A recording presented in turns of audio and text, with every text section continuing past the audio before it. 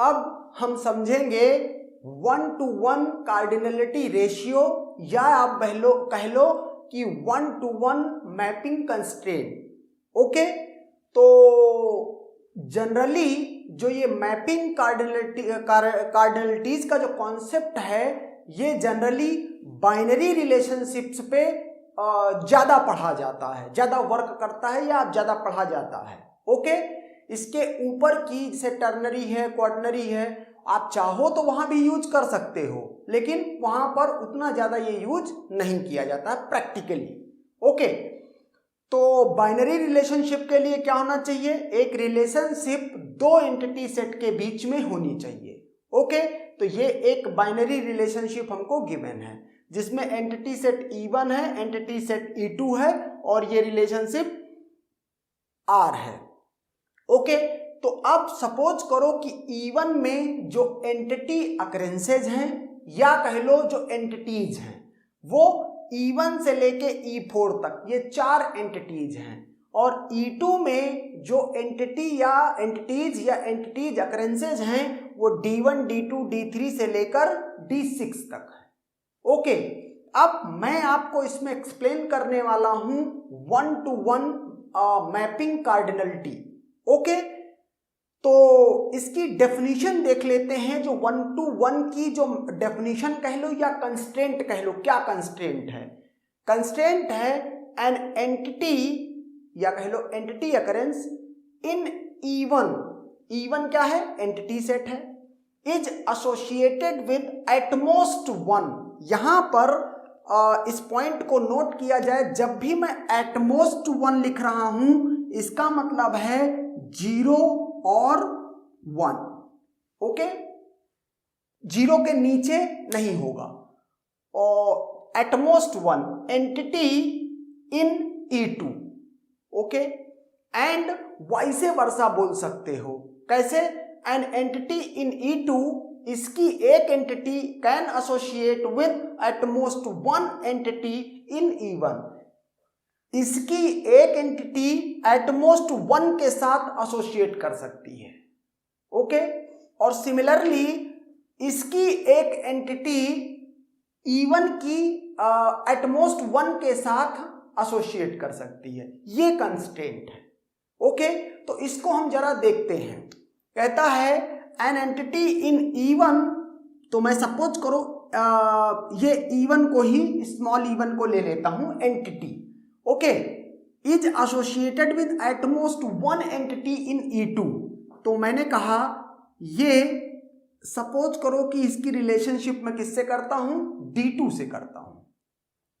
इसकी एक entity at most 1, तो अगर मैं पूछूं कि क्या E1 को अब और किसी एंटिटी के साथ E2 में रिलेशनशिप करवाऊं, तो आंसर है नो। रीजन एटमोस्ट 1 के साथ ये एसोसिएट हो सकता है। ओके, तो अब E1 और किसी के साथ एसोसिएट नहीं होगा। ओके, अच्छा, अब सपोज करो दूसरा एंटिटी अकरेंस E2 लेता हूं। ओके, तो E2 का जो एंटिटी अकरेंस है वो ये कह रहा है कि नहीं, मुझे किसी के साथ कोई पार्टिसिपेट नहीं करना है। तो E2 किसी के साथ कोई पार्टिसिपेट नहीं कर रहा है, कह रहा अभी भी ओके है। क्यों? क्योंकि an entity in E1 is associated with at most 1, मतलब 0 और 1। इसने एसोसिएट किया तो एक के साथ एसोसिएट कर लिया, लेकिन ये किसी के साथ एसोसिएट नहीं कर रहा, मतलब 0 के साथ एसोसिएट कर रहा, मतलब किसी के साथ एसोसिएट नहीं कर रहा। तो इसको ऐसे भी छोड़ सकते हैं।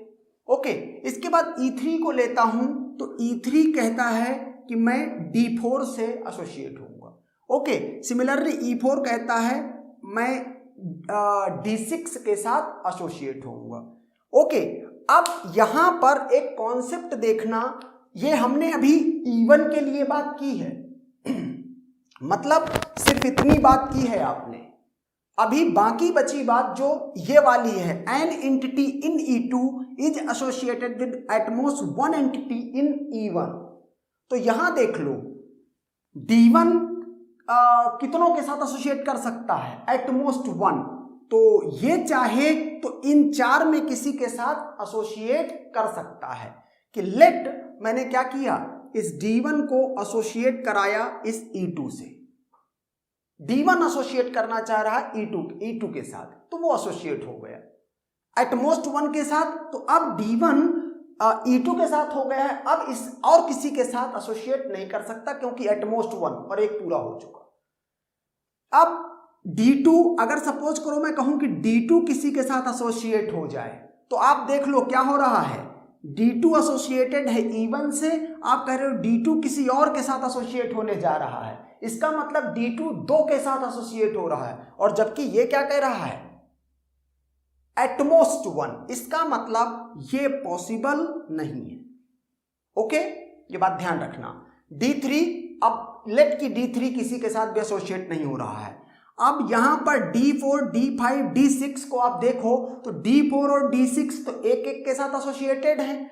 अब D5 को मैं चाहूं भी तो इसमें किसी के साथ एसोसिएट नहीं करा सकता, क्योंकि जैसे ही D5 को इन चारों में से किसी के साथ एसोसिएट कराऊंगा, इस साइड से ये क्या हो जाएगी, इस साइड की एंटिटी क्या मीन्स आपको दिखना शुरू हो जाएगी। ऐसा होगा कि इधर की एक एंटिटी 2 एंटिटीज के साथ पार्टिसिपेट कर रही है। सपोज करो D5 को मैं कहता हूं E3 के साथ एसोसिएट कर रहा है, तो अब देखना D5 तो एक के साथ ही एसोसिएट कर रहा है, लेकिन E3 क्या करेगा, E3 D4 के साथ भी एसोसिएट करेगा और E3 D5 के साथ भी करेगा, मतलब 2 के साथ एसोसिएट कर लिया। ये पहली वाली कंस्ट्रेंट ब्रेक हो गई, तो इसका मतलब है अब कोई एसोसिएशन कुछ नहीं हो सकता है। अब यहां पर तो अब यहां मैं अगर आपको यहां से क्या दिखाना चाहूं, रिलेशनशिप दिखाना चाहूं। ओके, तो देखो जो ये है इसको क्या बोल रहे हैं, इसको बोल रहे हैं ये रिलेशनशिप्स हैं, ये 3 ब्लू और एक ब्लैक। अब देखते हैं जरा सा क्या क्या एसोसिएशन हुआ है।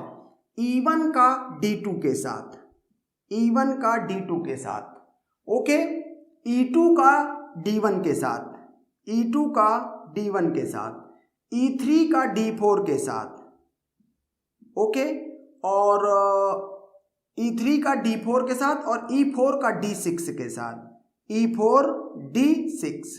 ओके, तो इस तरीके से ये हमने क्या कर दिया, ये R के लिए ये जो रिलेशनशिप है उसके लिए ये रिलेशनशिप अकरेंसेज हैं। ओके, ये रिलेशनशिप अकरेंसेज हैं इस रिलेशनशिप सेट R के लिए, मतलब इसमें 4 रिलेशनशिप अकरेंसेज हैं। जैसे एंटिटी के अकरेंस होते हैं ये E1, E2, E3, E4 इस E1 के लिए, वैसे ही रिलेशनशिप सेट के भी ये 4 अकरेंस हैं। तो अब मैं ये क्यों बता रहा हूं, तो ध्यान रखना आगे चल करके आप क्या करने वाले हो, इस ER डायग्राम को टेबुलर फॉर्म में कन्वर्ट करने वाले हो। ओके, और उस समय आपको रिलेशनशिप में क्या क्या मीन्स टपल्स हैं, इस एक रो को टपल भी बोला जाता है या रिकॉर्ड बोला जाता है या रो बोला जाता है। ओके, ये वहां उसकी आपको नीड पड़ेगी, तो इसीलिए मैंने इसको यहां पर पहले से ही कंसीडर कर लिया है। ओके, अब एक और इंपॉर्टेंट पॉइंट है, अभी कार्डिनलिटी रेशियो मैंने आपको नहीं दिखाया है, तो कार्डिनलिटी रेशियो भी देखना जरूरी है। देखते हैं कि वो क्या है। अगर इधर से आप देखो तो एक एंटिटी ने मिनिमम कितनों के साथ किया है और मैक्सिमम कितनों के साथ किया है। तो यहां मैंने E1 को देखा 1 के साथ, E2 1 के साथ, E3 1 के साथ, E4 1 के साथ। आपको सिर्फ एज काउंट करनी है, जितनी एजेज एक एंटिटी से हैं जो से कनेक्टेड हैं, इसका मतलब उतनी के साथ, उतनी एंटिटीज के साथ रिलेशनशिप सेट में पार्टिसिपेट किया है।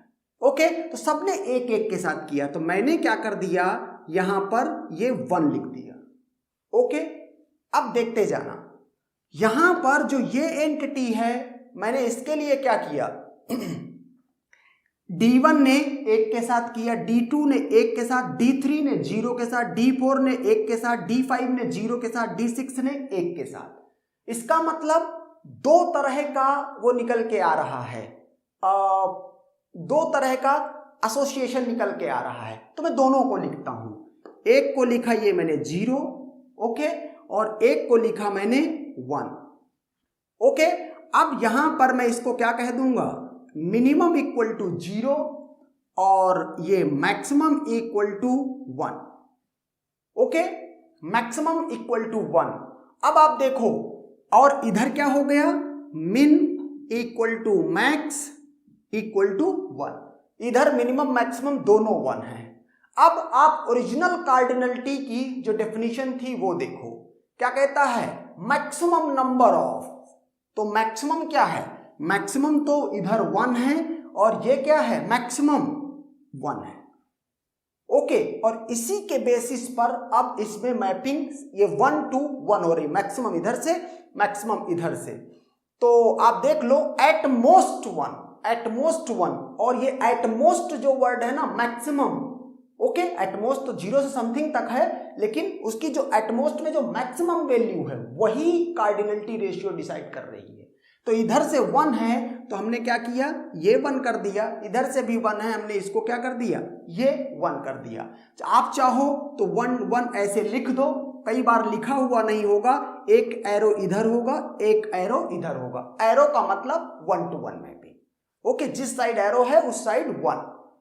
तो ये इस तरीके से हो गया। ओके, अच्छा, कई बार ये मिनिमम मैक्सिमम ऐसे नहीं लिखा होगा, कई बार ऐसा लिखा होगा, ये इधर सिर्फ 1 लिखा होगा, और चूंकि एक ही कार्डिनलिटी निकल के आई है। लेकिन अगर इधर देखोगे तो इधर क्या 0 और ये ऐसे करके भी लिखा होगा। अगर ऐसे लिखा है तो बाय डिफॉल्ट ये अंडरस्टूड है क्या, कि पहली वाली वैल्यू ये मिनिमम है कार्डिनलिटी, और ये क्या है, मैक्सिमम कार्डिनलिटी है। ओके, तो मैक्सिमम कार्डिनलिटी से हमारा कार्डिनलिटी रेशियो सेट हो रहा है। ओके, तो ये था 1 to 1 मैपिंग। ओके।